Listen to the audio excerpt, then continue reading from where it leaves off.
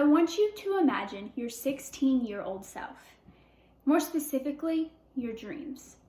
What did you imagine doing with your life? Now imagine you were on your way home from the grocery store. You were just 5 minutes from being home. Just 5 minutes from being able to go into your room and play some video games, or work on some homework, or go grab some food and a drink. But then suddenly, your life is changed. You are hit by a drunk driver. You spend the next 3 days in the hospital on life support, and the next several months recovering from 2 broken legs, 2 broken hands, a broken collarbone, and a concussion. And while this is something you are imagining, for Kristen Mallory, her imagination is not necessary, because this really happened to her. My topic today is discussing the penalty for people who have had more than one DUI. I am qualified to discuss this topic because of the hours of research I have completed for this speech. There are 3 main points I will discuss with you today. First, I will provide you with the problem of DUIs. For my second main point, I will discuss the cause of people having more than one DUI.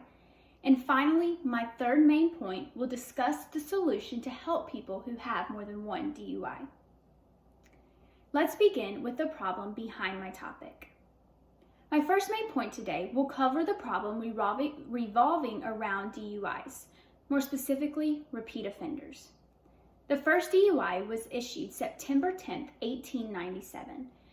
And since then, the problem of people driving while drunk has only gotten worse.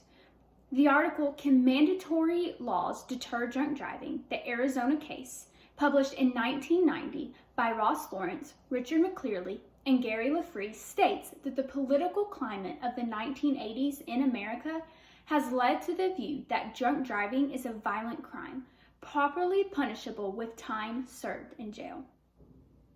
According to the article entitled A Cognitive Therapy Treatment Program for Repeat DUI Offenders by Kathleen Moore, Melissa Harrison, M. Scott Young, and Ezra Osborne, published in 2008, in 2004, there were 16,694 individuals who died in alcohol-related traffic accidents. This same article points out that makes drunk driving the most frequently committed violent crime in the United States, and it averages out to 1 person dying every 30 minutes. Additionally, according to an article entitled Types of Crimes Committed by Repeat DUI Offenders by Michael Halstone, published in 2014, repeat DUI offenders have committed more violent property offenses than other drunk drivers. In other words, people who have had more than one DUI offense are dangerous and cause more harm than just driving while drunk. So where does this problem of driving while drunk a repeated number of times stem from? According to an article by David Williams, Pamela Simmons, and Thomas Adrian entitled Predicting DUI Recidivism Following an Alcohol Safety Action Program, published in 2008, driving under the influence of alcohol is a pervasive behavioral problem that causes substantial financial and emotional grief. This problem is pointing out that driving while drunk is a behavioral problem. This means that special treatment is needed to help stop this problem. We will now move on to my second main point. My second main point will discuss the cause of DUIs as well as some laws concerning the issue. A DUI is issued when a person is found driving with a blood alcohol concentration of 0.08% or higher. In most states, a first-time offender is given a short jail time and hours of community service. This jail time, fine, and license revocation period increases with each offense. The cause behind drunk driving differ on the occasions. Maybe the person did not want to get a ride home or did not have the awareness to realize that he or she needed a ride home after drinking too much, just to name a couple. According to an article by Kathleen Moore, Melissa Harrison, M. Scott Young, and Ezra Osborne entitled Cognitive Therapy Treatment Justice, published in 2008, 30% of all drivers arrested for DUIs are repeat offenders. So for a lot of people arrested for drunk driving, they have been through this process before and they have seen some minor repercussions for their decisions. Since you're aware of the cause, we will now discuss the solution to my topic. My third main point today will discuss a solution to help reduce the number of repeat offenders. As you can see from the statistics I have offered, something needs to be done to get repeat DUI offenders off the road. My solution, although not an easy one, would be an effective one. It contains two parts. The first part of my solution is to revoke driver's license. A driver's license is obviously too much of a responsibility for them at this point in time. However, I do think that they should be given the opportunity to earn it back, and that is where the second part of my solution comes in. For the second part of my solution, I believe that repeat offenders should have to undergo therapy, but they should have to undergo a special therapy where underlying conditions can be diagnosed.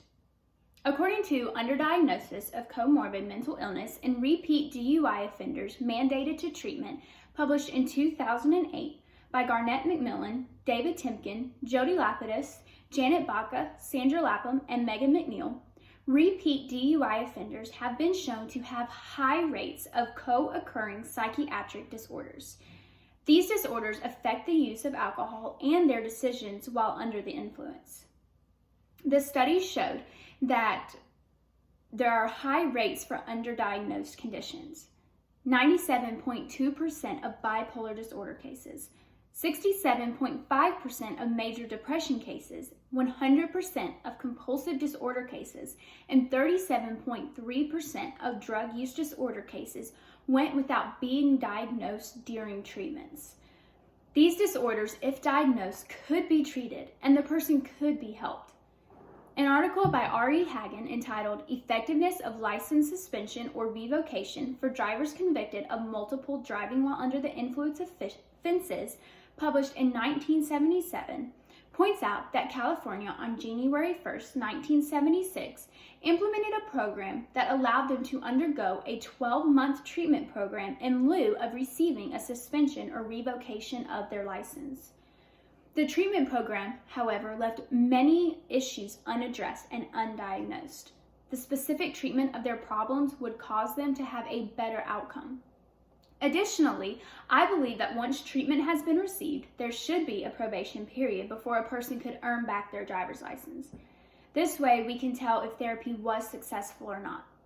While solely revoking someone's driver's license does not mean that they will no longer drive, the therapy would help them recognize their problem and make smarter decisions.